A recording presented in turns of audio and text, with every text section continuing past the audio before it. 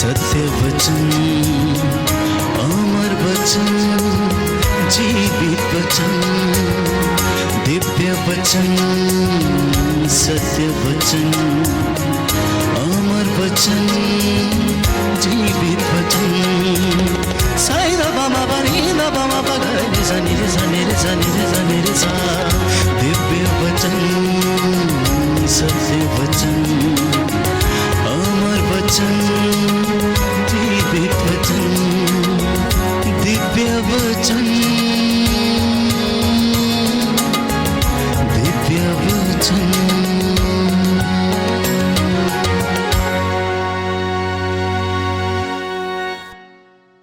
पवित्र शास्त्र हमें बताता है कि प्रभु ये कहता है कि मेरी वाणी हथौड़े के जैसी है, जो चट्टान पर पड़ते ही उसे टुकड़े टुकड़े कर देती हैं।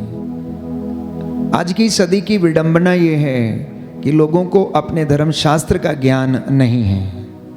वो प्रभु की बातों को सुनना नहीं चाहते हैं, और यदि सुनते हैं तो उन पर चलना नहीं चाहते हैं, और यदि चलने का प्रयास भी करते हैं तो लोग उन्हें भटका देते हैं और वे भटक जाते हैं। इसलिए प्रभु का वचन हमें बताता है कि स्तोत्रकार कहता है कि तेरी शिक्षा की व्याख्या मुझे क्या प्रदान करती है? जीवन प्रदान करती है, मेरा पथ प्रदर्शन करती है, मेरा पथ आलोकित करती है।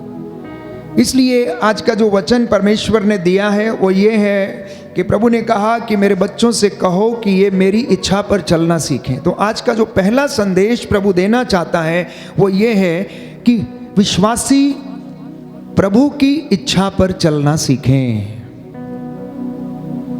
विश्वासी प्रभु की इच्छा पर चलना सीखें। दूसरा संदेश प्रभु देना चाहता है कि आप और मैं उसके सानिध्य में रहना सीखें। और संत योहन लिखता है अध्याय 15 में कि जो मुझ में रहता है मैं उसमें रहता हूं। प्रभु यीशु ने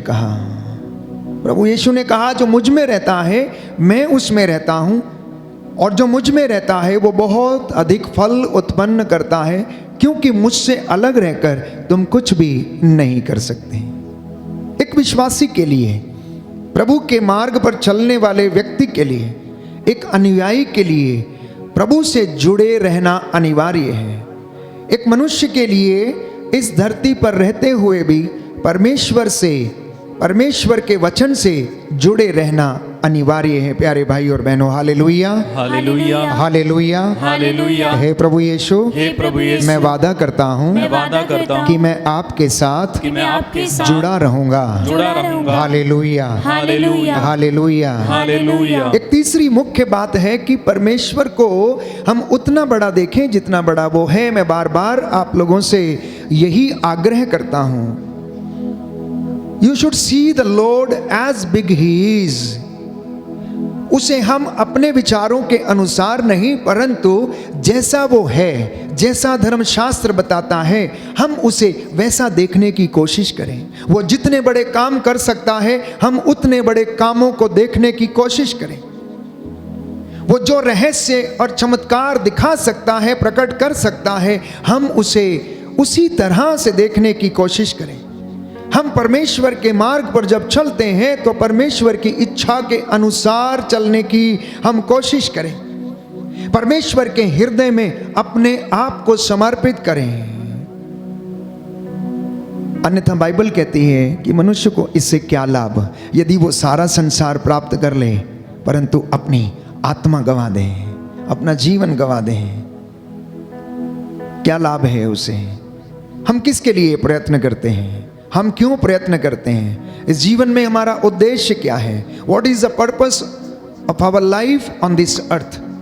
हम वचनों को सुनना पसंद नहीं करते हैं। कोई भी व्यक्ति आज ईश्वर की वाणी पर ध्यान देना नहीं चाहता, इसलिए नबी यशाया लिखता है कि मेरी वाणी कान लगाकर सुनो, ध्यान पूर्वक सुनो, सावधानी से इसका पालन करो और ये तुम्हें जीवन प्रदान करेगी। बोले आमेन। आमेन। हालेलुया, हालेलुया। हालेलुया, हालेलुया। यीशु की स्तुति हो, यीशु की स्तुति हो। यीशु को धन्यवाद, यीशु को यीशु धन्यवाद। की आराधना हो, यीशु की आराधना हो। यीशु की आराधना हो, यीशु की आराधना हो। यीशु की महिमा हो, यीशु की महिमा हो। यीशु को धन्यवाद। यीशु को धन्यवाद। हालेलुया। हालेलुया। क्योंकि बाइबल में बताती है कि जिस तरह पानी और बर्फ आकाश से उतरकर भूमि को सींचे बिना और उसे उपजाऊ बनाए बिना, हरियाली से ढके बिना वहाँ नहीं लौटते, जिससे कि बीज बोने वाले को बीज और खाने वाले को अनाज दे सकें, उसी तरह परमेश्वर कहता है मेरी वाणी भी है। जब वो बोली जाती है, जब सुनाई जाती है, तो अपना उद्देश्य पूरा करके वो वापस लौटती है। इस वक्त आप में से बहुत सारे लोग मेरे साथ ऑनलाइन कनेक्टेड हैं और वचन सुन रहे हैं। प्यारे भाइयों और बहनों, इन 1500 लोगों में से अगर किसी एक व्यक्ति के मन को भी ये वचन छू लेता है और वो प्रायश्चित कर लेता है, तो प्रभु का वचन सफल हो गया और अपना उद्देश्य उसका पूरा हो गया। आप सुनने वालों में से कोई एक व्यक्ति भी अपने गलत रास्तों को छोड़कर परमेश्वर की ओर अभिमुख हो जाता है, तो परमेश्वर की वाणी प्यारे भाइयों और बहनों फल उत्पन्न करती है और अपना वचन पूरा करती है, अपना उद्देश्य पूरा करके लौटती है। इसलिए हम बार बार पढ़ते हैं कि आकाश और पृथ्वी टल जाए तो टल जाए, प्रभु कहता है मेरी वाणी का एक मात्रा और बिंदु भी पूरा हुए बिना नहीं टलेगा। इसलिए प्रभु ये कहता है कि हे मानव, हे इंसान, तू सावधान रह, तू सावधान रह। तेरी हर निकम्मी बात का जवाब तुझसे लिया जाएगा, तेरे आचरण का लेखा तुझसे मांगा जाएगा, क्योंकि जो शास्त्रों में लिखा है, जो बाइबल में लिखा है, उसका पूरा हो जाना अनिवार्य है। अगर बाइबल में यह लिखा है प्रकाशित वाक्य में कि तेरे कर्मों के अनुसार तेरा न्याय किया जाएगा, तो ये सत्य है और ऐसा ही होगा। जीवन की पुस्तक खोली जाएगी और हमारे सामने पढ़ा जाएगा, हमारे अच्छे और बुरे कर्मों को पढ़कर सुनाया जाएगा। ये परम सत्य है, क्योंकि ये पवित्र बाइबल का वचन है, ये पूरा हुए बिना नहीं टलेगा। यीशु ने यदि कहा कि मैं तुम्हें जीवन दूंगा, जो मेरे पास आएगा अंधकार में नहीं भटकेगा, तो ये भी परम सत्य है, क्योंकि उसने कहा मार्ग, सत्य और जीवन मैं हूं। हमें पानी की आवश्यकता है प्यारे भाइयों और बहनों, हमें हवा की आवश्यकता है जीने के लिए, और प्रभु ये कहता है संजीवन जल का झरना मैं हूं, मैं जीवन देने वाली रोटी मैं हूं, रास्ता दिखाने वाला मार्ग मैं हूं, और जो उसके ऊपर चलता है वो अनंत जीवन प्राप्त करेगा। बोले आमेन, आमेन। हालेलुया, हालेलुया। हालेलुया, हालेलुया। हालेलुया। हालेलुया। इसलिए अपने आप को समर्पित करने की आवश्यकता है। आज इंसान भटका हुआ है, इंसान अपने ही कामों में फंसा हुआ है, अपनी ही दीन दुनिया में मस्त है, दुनियादारी में, लेन देन में, रोज अपने ही कार्यों में मस्त रहता है। नूह के दिनों में भी ऐसा ही हुआ। नूह को परमेश्वर ने पहले से आगाह किया था, क्योंकि वो धर्मी व्यक्ति था, और उससे कहा कि आज से 40 दिन के बाद लगातार 40 दिन और 40 रात तक वर्षा होगी और जल प्रलय आएगा। और बहुत सारे लोगों को वहां पर प्रायश्चित के लिए वचन सुनाया गया, लेकिन उन्होंने ईश्वर की वाणी पर ध्यान नहीं दिया। और एक दिन ऐसा हुआ जब नूह पोत बना चुका था और परमेश्वर की आज्ञा के अनुसार सृष्टि का एक एक पक्षियों का और पशुओं का जोड़ा उसमें अंदर ले जा चुका था, तो दरवाजे बंद हो गए और ईश्वर ने इस पृथ्वी के ऊपर लगातार 40 दिन और 40 रात वर्षा की। अब प्यारे भाइयों और बहनों, जल प्रलय आया, सब कुछ नष्ट हो गया, सब कुछ नष्ट हो गया। लोग खाते पीते थे, शादी ब्याह करते थे, और यही सब हो रहा था। गोमोरा, सोदोम और गोमोरा में भी ऐसा ही हुआ। पाप इतना बढ़ गया कि लोगों के सिर चढ़कर बोलता था। हर तरीके के अश्लीलता, पशु गमन और अनेक प्रकार के लोभ, लालच, व्यभिचार और अश्लीलता उस जगह पर थी। परमेश्वर को यह देख के बड़ा दुख हुआ कि परमेश्वर ने जिस व्यक्ति को इतना सुंदर बनाया था, स्वर्गदूतों से थोड़ा ही छोटा बनाया था, अपने प्रतिरूप बनाया था, ये व्यक्ति क्या ऐसे घृणित काम कर सकता है? एक सुंदर दाखलता उसने लगाई थी, ये कड़वी कैसे हो गई है, जंगली कैसे हो गई, और ये कड़वे फल कैसे देने लगी है, इसलिए उसने कहा कि मैं इसका सर्वनाश कर दूंगा, मैं इसका सर्वनाश कर दूंगा। इब्राहिम ने कोशिश की उसको बचाने के लिए और उससे परमेश्वर से आग्रह किया कि अगर इस जगह में 10 लोग भी धर्मी पाए जाएंगे तो क्या फिर भी तू इसको नष्ट कर देगा? परमेश्वर ने चुनौती दी कि जा, अगर इस नगर में मुझे 10 लोग भी धर्मी मिलेंगे तो भी मैं इसका सर्वनाश नहीं करूंगा। और बाइबल कहती है कि उस जगह में 10 धर्मी भी नहीं मिले। प्यारे भाई और बहनों, पाप इतना ज़्यादा लोगों के सिर चढ़कर बोलता था, क्योंकि लोग ईश्वर की वाणी को सुनना पसंद नहीं करते थे, उस पर चलना नहीं चाहते थे, हर प्रकार की बुराई में फंसे हुए थे। और परमेश्वर ने सोदोम और गमोरा के ऊपर गंधरस और आग बरसाई और वो तबाह हो गया, वो तबाह हो गया प्यारे भाई और बहनों। लेकिन इसके विपरीत निनवे के शहर के लोगों को जब प्रायश्चित का संदेश सुनाया गया, उनसे भी यही कहा गया था कि आज से 40 दिन के बाद निनवे शहर नष्ट कर दिया जाएगा, इसलिए प्रायश्चित करो और परमेश्वर की ओर अभिमुख हो जाओ। अभी भी समय है, लौट कर चले आओ। ये दिन बुरे हैं, पता लगाओ कि कौन सी बातें परमेश्वर को प्रिय हैं। उन्होंने स्वीकार किया। नबी योनस के द्वारा ये वाणी उन्हें सुनाई गई और उन्होंने परमेश्वर की वाणी पर ध्यान दिया। छोटे से लेकर बड़े तक, राजा से लेकर रंक तक, सब ने टाट ओढ़कर राख के ढेर पर बैठकर प्रायश्चित किया, क्योंकि यशायाह नबी का ग्रंथ अध्याय 30 पद संख्या 15 में स्पष्ट करता है, प्रायश्चित और स्वीकृति में तेरा कल्याण है। Your salvation lies in repentance and forgiveness. Your salvation lies in repentance and forgiveness. आपका उद्धार प्यारे भाइयों और बहनों प्रायश्चित में है, आपका उद्धार क्षमा करने में है, क्योंकि यीशु ने कहा यदि तू क्षमा करेगा तो तुझे भी क्षमा किया जाएगा, यदि तू क्षमा करेगा तो तुझे भी क्षमा किया जाएगा, तू यदि दोष नहीं लगाएगा तो तुझ पर भी दोष नहीं लगाया जाएगा, तू अगर देगा तो तुझे भी दिया जाएगा, ऊपर उठी हुई पूरी की पूरी नाप तेरी झोली में डाल दी जाएगी। इसलिए बाइबल कहती है ईमानदारी और वफादारी को अपने गले में क्या कर दो, पट्टा बांध के पहन लो। जैसे कोई व्यक्ति चेन में लॉकेट डाल के पहनता है, उस तरीके से ईमानदारी और वफादारी, विनम्रता और पवित्रता ये अपने से दूर ना करो, क्योंकि इसके अभाव में कोई भी ईश्वर के दर्शन नहीं कर सकता। No one can see the lord without holiness and repentance. पवित्रता और विनम्रता के अभाव में कोई भी ईश्वर के दर्शन नहीं कर सकता है। हालेलुया, हालेलुया। इसलिए आज का वचन आपके लिए है, आज का वचन आपके उद्धार के लिए है, आज का वचन आपके घर के लिए है, क्योंकि यीशु कोई साधारण शिक्षक नहीं है, यीशु कोई साधारण गुरु नहीं है, यीशु कोई पैगंबर नहीं है, यीशु कोई संत महात्मा नहीं है जो हम उसकी बातों को सुने और वाहवाही करें। वो मुक्तिदाता है, एकमात्र मुक्तिदाता, जिसके विषय में बाइबल हमें बताती है, जिसके विषय में इतिहास गवाह है, जिसके विषय में लिखा गया है। बाइबल बताती है कि उसने चमत्कार दिखाए, उसकी कब्र आज भी खाली है, वो कुंवारी मरियम से जन्म लिया, उसने काट के ऊपर अपने प्राण निछावर किए, उसकी बगल में भाला मारा गया और उसने अपने प्राण त्यागे। मेरे और आपके गुनाहों के लिए उसने प्रायश्चित किया, क्योंकि यहूदियों की प्रथा में ये धारणा थी कि पशुओं का रक्त की बलि अर्पित करने से पाप हरे जाते हैं। ये पुरानी व्यवस्था में धारणा थी, लेकिन नई व्यवस्था में जब हम देखते हैं कि ईश्वर इमैनुअल बनकर यीशु के रूप में इस दुनिया में आया, तो उसी प्रथा को प्रभु ने सार्थक सिद्ध करते हुए उन प्राणों को न्यौछावर कर दिया, क्योंकि किसी जीवित व्यक्ति के प्राण ही प्यारे भाइयों और बहनों दूसरे को जीवन दे सकते हैं। किसी जीवित व्यक्ति के प्राण ही दूसरों को जीवन दे सकते हैं, किसी जीवित व्यक्ति का लहू ही दूसरों को जीवन दे सकता है, मरे हुए का नहीं। हमारा परमेश्वर मरा हुआ नहीं है, हमारा परमेश्वर जीवित परमेश्वर है।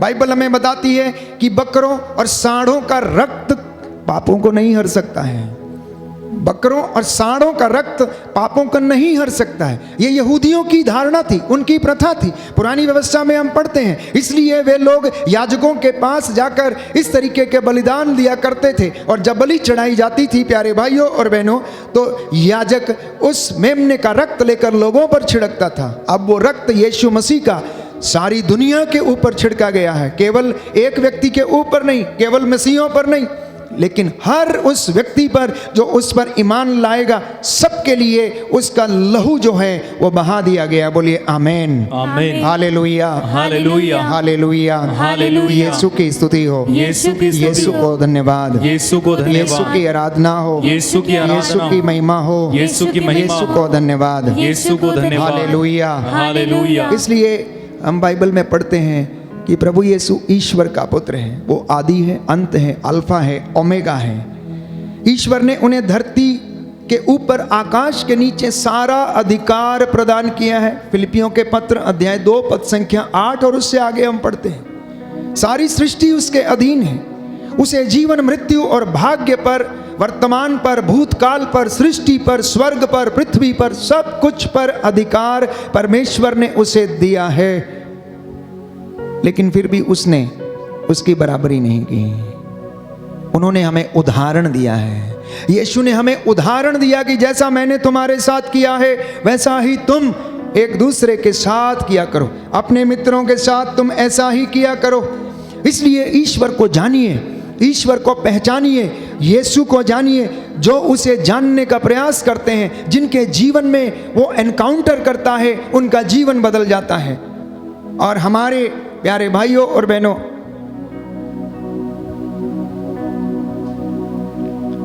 हमारे जीवन में हम देखते हैं कि ऐसे कई लोग हैं जिनका जीवन परमेश्वर ने बदल दिया।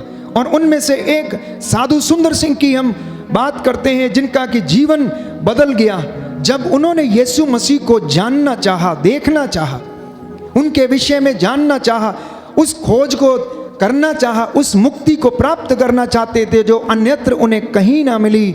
और यीशु ने उन्हें अपना अनुग्रह प्रदान किया, अपना अनुभव उन्हें प्रदान किया और उनका पूरा जीवन बदल गया। बाइबल में हम पढ़ते हैं कि जक्कैउस के विषय में, जब उसने यीशु को मिलना चाहा, देखना चाहा, तो उसका जीवन बदल गया। प्यारे भाइयों और बहनों, यीशु इस दुनिया में इसलिए आया कि आपका और मेरा जीवन बदल जाए। यीशु इसलिए इस दुनिया में आया कि हम सत्य को जान जाएं।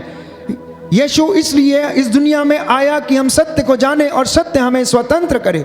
यीशु इसलिए इस दुनिया में आया ताकि मैं और आप पाप की गुलामी से आज़ाद रहें, शैतान का हमारे ऊपर कोई वश ना चले। और इसलिए बाइबल कहती है कि उसने मौत पर फतह पाया, उसने क्रूस पर अपने प्राण निछावर कर दिए। इसलिए संत पौलुस कहता है, ओ मृत्यु कहाँ है तेरी विजय, कहाँ है तेरा दंश? क्योंकि इस दुनिया का सबसे कड़वा सच जो है वो मृत्यु है। इस दुनिया का सबसे कड़वा सच जो है वो मृत्यु है। लेकिन यीशु ने मृत्यु पर फतह पाया। और प्यारे भाइयों और बहनों, जब यीशु ने मृत्यु पर फतह पा लिया तो मृत्यु हार गई। क्योंकि शैतान क्या करता है? मौत देने की कोशिश करता है, मारने की कोशिश करता है, फांसी लगवाने की कोशिश करता है, हराने की कोशिश करता है, वो आपको गिराने की कोशिश करता है, वो आपका सब कुछ बर्बाद करने की कोशिश करता है, वो आपको भटकाने की कोशिश करता है, वो आपको तोड़ने की कोशिश करता है, वो आपके परिवार को बिखेरने की कोशिश करता है, आपके नौजवान बच्चों को आपसे दूर करने की कोशिश करता है। इसके विपरीत यीशु प्यारे भाइयों और बहनों जीवन देता है, यीशु उद्धार देता है, वो चंगाई देता है, लोगों का जीवन बदलता है। जितनों ने उसे ग्रहण किया है उनका जीवन आनंद में है, जितनों ने उसको ग्रहण किया है उनके जीवन में संतुष्टि है, जितनों ने उसमें विश्वास किया है उन्होंने चंगाई प्राप्त की है, जितनों ने उसके वचनों को सुना है उतनों ने प्यारे भाइयों और बहनों वो आत्मा में जीवन बिताते हैं। और जो आत्मा में जीवन बिताते हैं उन्हें किसी बात की कमी नहीं है। इसलिए हम ना केवल किताबी ज्ञान के द्वारा यीशु को समझने का प्रयास करें, परंतु प्रैक्टिकल नॉलेज में भी, हम रोजमर्रा की जिंदगी में भी यीशु को अनुभव करने की कोशिश करें। अपने हर छोटे बड़े काम में, चाहे वो बिजनेस हो, चाहे वो अन्यत्र किसी जगह पर भी आप काम करते हो, छोटा काम हो बड़ा काम हो, उस जगह पर हम प्रभु के जैसे काम करने का प्रयास करें, उसके जैसे हम बनने का प्रयास करें, यीशु की कृपा में बढ़ने का प्रयास करें। हर दिन अपने आप को कोशिश करें ये देखने के लिए कि बाइबल हमें बताती है कि हमारा कृपा का स्तर जो है वो बढ़ता जाए, हमारी कृपा का स्तर जो है वो बढ़ता जाए। तो इससे हमें पता लगेगा कि हम परमेश्वर के अनुग्रह में बढ़ रहे हैं। लेकिन अगर हमारे जीवन में ये फल दिखाई नहीं देता है तो वास्तव में हम अनुग्रह में बढ़ नहीं रहे हैं। इसलिए प्यारे भाइयों और बहनों, रोज़मर्रा की ज़िंदगी में यीशु की बातों को अनुभव करने का, उसकी कृपा में बढ़ने का प्रयास करें। हालेलुया, हालेलुया। यीशु की स्तुति हो, यीशु की स्तुति यीशु हो। को धन्यवाद, यीशु को धन्यवाद। यीशु की आराधना हो, यीशु की आराधना हो। यीशु की महिमा हो, यीशु की महिमा हो। यीशु को धन्यवाद। यीशु को तो सबसे धन्यवाद। पहली बात, प्रभु की वाणी पर ध्यान दें, प्रभु की वाणी पर ध्यान दें। जब हम उसकी वाणी को सुनते हैं तो वो हमें जीवन में आत्मा से भरपूर करती है और हमें जीवन प्रदान करती है। क्योंकि लिखा है यशायाह नबी का ग्रंथ अध्याय 55 पद संख्या 3 में, कान लगाकर सुनो और मेरे पास आओ, मेरी बातों पर ध्यान दो और तुम्हारी आत्मा को जीवन प्राप्त होगा। कहता मेरी बातों पर ध्यान दो और तुम्हें क्या होगा?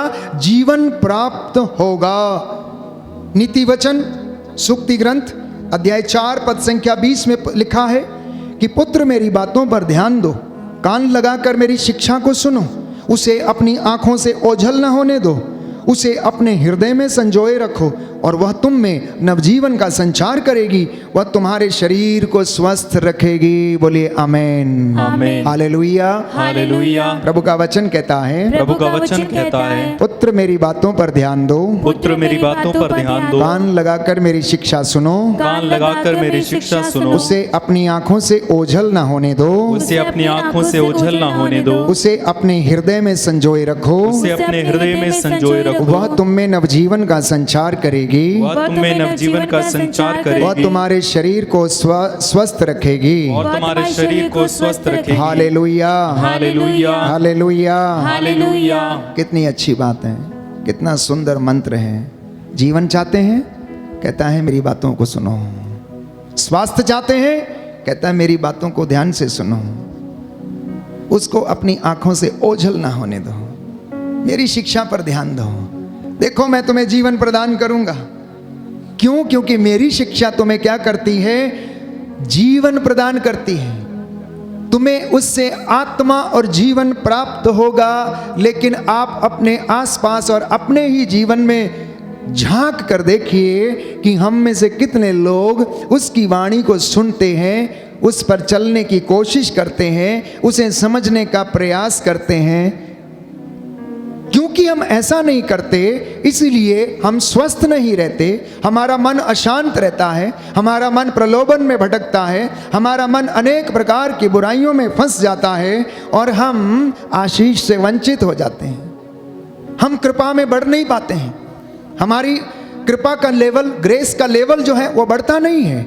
हम उम्र में बढ़ते जाते हैं, बाल पकते जाते हैं, लेकिन आशीष का स्तर नहीं बढ़ता है। हम जहाँ के तहाँ ही रहते हैं। बाइबल कहती है वयोवृद्ध वही है जो ईश्वर की शिक्षा पर ध्यान लगाता, उसे अपने हृदय से संजोए रखता है, पूरी श्रद्धा और भक्ति से दृढ़ता पूर्वक उसकी शिक्षा का पालन करता है, वही वयोवृद्ध है, वही उद्धार प्राप्त करेगा। आज लोग ईश्वर की आशीष से वंचित हैं तो सिर्फ इसलिए क्योंकि वो वचन को ग्रहण नहीं करते हैं। इसलिए यीशु ने एक सुंदर दृष्टांत सुनाया। एक बीज बोने वाला बीज बोने निकला। बोते बोते कुछ बीज जो थे अच्छी भूमि पर गिरे और कुछ रास्ते के किनारे कंकड़ वाली भूमि पर गिरे और कुछ झाड़ियों में गिरे। जो इधर उधर रास्ते के किनारे जल्दी से उग आए, सूरज का ताप लगने से जल्दी मुरझा गए क्योंकि उनमें जड़ गहरी नहीं थी। कुछ जो कांटों में गिरे, झाड़ियां बड़ी हो गईं और उन्होंने क्या किया, जैसे ही वो बड़े होने लगे ऊपर से दबा दिया। लेकिन कुछ जो अच्छी भूमि पर गिरे थे वो उगे, पौधा बना और उनमें से कोई 60 गुना, कोई 70 गुना और कोई 100 गुना फल लाया। प्यारे भाई और बहनों, हमारा हृदय ये वो भूमि है जिस पर ये बीज बोया जाता है। पथरीली भूमि ये वो भूमि है, कठोरता की भूमि, कठोरता की भूमि।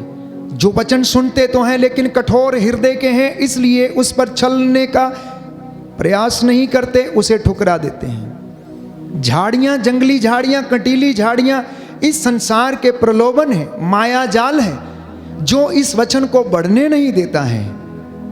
लेकिन किसान ने जो बीज बोया था प्यारे भाइयों और बहनों, वो तो अच्छा ही बीज बोया था। किसान जब बीज बोता है तो वो निश्चित करता है कि उसका एक एक दाना अच्छा हो, लेकिन बीज में, हर दाने में अपनी क्षमता है। आप इतने लोग वचन सुन रहे हैं, आपका हृदय अलग अलग क्षमता वाला हृदय है और अलग अलग तरीके से ये क्या करता है, फल उत्पन्न करता है। कोई 60 गुना तो कोई 70 गुना, कोई 100 गुना, सब में अलग अलग फल देने का प्रयास करता है।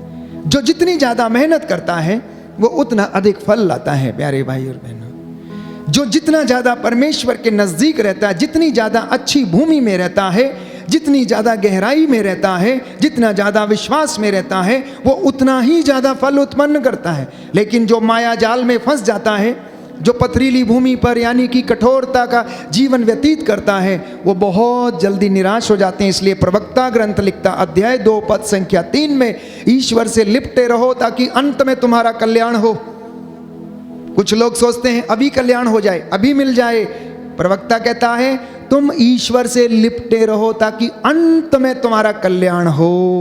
हालेलुया, हालेलुया, हालेलुया, हालेलुया। यीशु की स्तुति हो, यीशु की स्तुति हो, यीशु को धन्यवाद, यीशु को धन्यवाद, यीशु की आराधना हो, यीशु की आराधना, यीशु की महिमा हो, यीशु की महिमा यीशु को धन्यवाद। यीशु को धन्यवाद। हालेलुया, हालेलुया, हालेलुया, हालेलुया, हालेलुया। हालेलुया। तो परमेश्वर ये कहता है कि मैं भी उन्हीं लोगों पर कृपा दृष्टि करता हूँ जो विनम्र और पश्चातापी हैं, जो मेरा वचन सुनते उन पर चलते हैं। यशायाह नबी का ग्रंथ अध्याय 66 पद संख्या 2 उसका दूसरा भाग, कि परमेश्वर ऐसे लोगों पर दया करता है जो विनम्र हैं, जो पश्चातापी हैं, फल उत्पन्न करने के लिए प्रयास करते हैं, आत्म त्याग करते हैं, जो उसकी सेवा में रहते हैं, विनम्रता का जीवन जीते हैं, जो अनुयायी बनते हैं।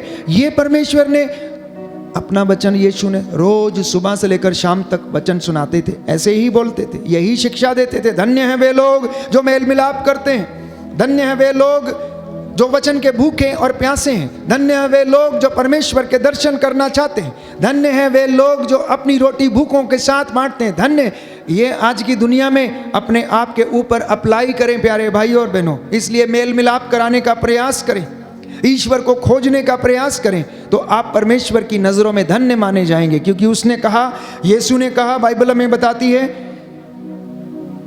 कि अगर तुमने छोटे से छोटा काम किस मेरे भाई किसी भी एक व्यक्ति के लिए, जो कितना भी छोटा क्यों ना हो, उसके लिए किया तो तुमने मेरे लिए किया। एक गिलास ठंडा पानी अगर तुमने मेरे नाम पर इन छोटे व्यक्तियों में से किसी एक को पिला दिया तो ये काम तुमने मेरे लिए किया है।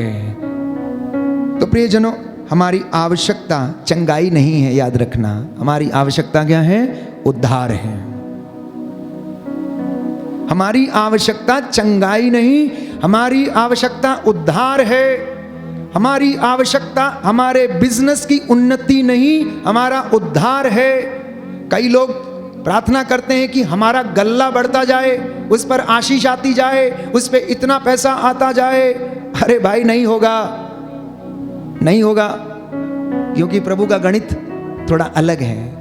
प्रभु का गणित जानते हैं कैसा है? मत्ती का सुसमाचार अध्याय 6 पद संख्या 6, प्रभु का वचन ये कहता है कि तू सबसे पहले ईश्वर और उसके राज्य की धार्मिकता की खोज कर और तब तुम्हें ये मिलेगा। ये परमेश्वर का गणित है। हम उसकी कृपा में बढ़ने का प्रयास करें, क्योंकि हमारी आवश्यकता चंगाई नहीं, हमारी आवश्यकता पैसे की बढ़ोतरी नहीं, हमारी आवश्यकता सांसारिक चीजों की उन्नति नहीं, परंतु हमारी आवश्यकता जो है परमेश्वर के अनुग्रह में बढ़ना, परमेश्वर की धार्मिकता में बढ़ना, परमेश्वर के वचन में बढ़ना। जब हम इसमें बढ़ते हैं तो बाकी की चीजें यूं ही आती जाएंगी, क्योंकि अगर मन चंगा है तो कहते हैं कटौती में गंगा है। अगर मन शांत है तो हड्डियां भी स्वस्थ रहेंगी, अगर मन शांत नहीं है तो हड्डियां स्वस्थ नहीं रहेंगी। और मन शांत नहीं है तो आपको पता नहीं चलेगा कि क्या पहले करना है और क्या बाद में करना है, कौन से कार्य को करना है। आप विचलित रहेंगे। आप में से बहुत सारे लोग अभी बहुत विचलित हैं। कल आपने क्या करना है, किसका उधार लाना है, किसका देना है, किसके इंस्टॉलमेंट्स भरने हैं, कल कहाँ से पैसा जुटाना है, कल कैसे आएगा, क्या होगा। यीशु ने कहा कल की चिंता कल को करने दो, आज की मुसीबत आज के लिए काफ़ी है, तुम वर्तमान की चिंता करो। तुम क्यों चिंता करते हो, मैं तुम्हारे साथ हूँ। कहता है इन चिड़ियों को देखो, क्या 2 पैसे में गौरैया नहीं मिलती? क्या परमेश्वर जिसने इन्हें बनाया खिलाता नहीं है? वो ऐसे भंडारों से खाती हैं जिसमें वो ना तो काटती हैं, ना मेहनत करती हैं और ना ही उसके लिए कोई श्रम करती हैं। फिर भी परमेश्वर की इच्छा के बगैर कोई भी आसमान से नीचे नहीं गिरती है। आप में से कितने लोग हैं जिनको परमेश्वर भरपेट खिलाता है? आप में से कितने लोग हैं आपकी दुकानदारी जो है बहुत अच्छी चलती है, परंतु आपकी सोच जो है वो तो ये है कि मुझे बहुत मिल जाए। जिस दिन बहुत मिल जाएगा उस दिन आप परमेश्वर से दूर चले जाएंगे। इसलिए वो आपको उतना ही देता है जितना कि आपके लिए ज़रूरी है। इसलिए एक सुंदर उदाहरण मैंने आपको दिया था। जब जक्कैउस के विषय में पढ़ते हैं तो जक्कैउस को याद आया कि उसके लिए कितना पर्याप्त है। उसने कहा मैं अपनी संपत्ति का आधा भाग बेचूंगा और गरीबों में बांटूंगा, क्योंकि उसकी मुझे आवश्यकता नहीं है, वो व्यर्थ में मैंने अपने घर में रखा हुआ है। उसके बाद जिसका मैंने लिया है उसको 4 गुना वापस करूंगा। तो अगर उसके पास 100 रुपये थे तो उसने 50 रुपये क्या कर दिया, गरीबों में बांट दिए। उसके बाद उसने 4 गुना लोगों को लौटाया, मतलब 40 रुपये और क्या कर दिए, लोगों को 4 गुना लौटा दिए। अब कितने बचे उसके पास? 10 रुपये, जो उसके लिए पर्याप्त थे, जो उसके सुकून के लिए पर्याप्त थे, जो उसकी शांति के लिए पर्याप्त थे, जिसमें उसे चैन आया। अब वो शांति की नींद सो सकता था। अब उसे रोज पैसे गिनने की आवश्यकता नहीं थी, किसका कितना मूल, कितना कितना ब्याज, किससे कितना लेना है, कितना क्या करना है। रोज रात को उसे लिस्ट बनाने की ज़रूरत नहीं थी। मैं ये नहीं कहता कि प्लान नहीं करना चाहिए, आप योजना बनाएं। बाइबल कहती है सफलता परमेश्वर पर निर्भर है। योजना बनाइए लेकिन प्रभु के अनुग्रह में रहकर बनाइए। आप प्लानिंग कीजिए, परमेश्वर से पूछ के कीजिए। आप अपनी योजनाओं को सार्थक सिद्ध करना चाहते हैं, बशर्ते कि परमेश्वर आपके साथ है और वो वादा करता है अगर तू मेरे साथ रहेगा तो मैं भी तेरे साथ रहूँगा, अगर तू मुझ में रहेगा तो मैं तुझ में रहूँगा। देख मैं तेरे घर के सामने तेरे द्वार पर खड़ा हूँ, खटखटा रहा हूँ, तू द्वार खोलेगा तो मैं तेरे घर में प्रवेश करूँगा। बोलो आमेन, आमेन, हालेलुया, हालेलुया, हालेलुया, हालेलुया, हालेलुया, हालेलुया। तो इसलिए वचन सुनते रहिए और उस पर चलने की कोशिश कीजिए। हमारा जीवन जो है ये एक तपस्या है, हमारा जीवन ये तपस्या है। अनुग्रह कमाना एक दिन का काम नहीं है, इसके लिए तपस्या करनी है। हर दिन अपने आप को ट्रेन करना है। Every day we need to train ourselves to receive the anointing. दूसरी बात, नित्य प्रतिदिन धन्यवाद और प्रायश्चित के निवेदन प्रभु को आप लोग समर्पित करते रहें। और चौथी बात मैंने आपसे कही कि परमेश्वर के अनुग्रह में आप बढ़ें और उसको अनुभव करें। और मैंने आपसे कहा कि परमेश्वर की इच्छा पर आप लोग चलने का पूरा प्रयास करें। 5वीं बात, प्रभु के सानिध्य में रहने की कोशिश करें। 6वीं बात, परमेश्वर को ऐसा देखें जैसा वो है। और 7वीं बात, अपने आप को ईश्वर को समर्पित करें, अपने परिवार को समर्पित करें, क्योंकि हम उसके बिना अधूरे हैं। क्योंकि यीशु ने कहा मुझसे अलग रहकर तुम कुछ भी नहीं कर सकते। 8वीं बात, ईमानदारी और वफादारी को आप अपने गले में पहन लें। 10वीं बात, 9वीं बात, प्यारे भाई और बहनों, प्रभु का घर बनाते जाइए, जैसा वो चाहता है वैसा करते जाइए और आपका घर भी बनता जाएगा। और जैसा आप चाहते हैं आपकी योजना को भी वो पूरा करता जाएगा। आमीन। पवित्र आत्मा ने हमें इस वचन को सुनने और समझने का वरदान दिया है। व्यवहारिक शिक्षा, आध्यात्मिक शिक्षा, वचन में बढ़ने की शिक्षा, परमेश्वर का अनुग्रह प्राप्त करने का ज्ञान प्रभु ने हमें दिया है। आइए हम धन्यवाद करें, प्रभु हमें आशीष प्रदान करें।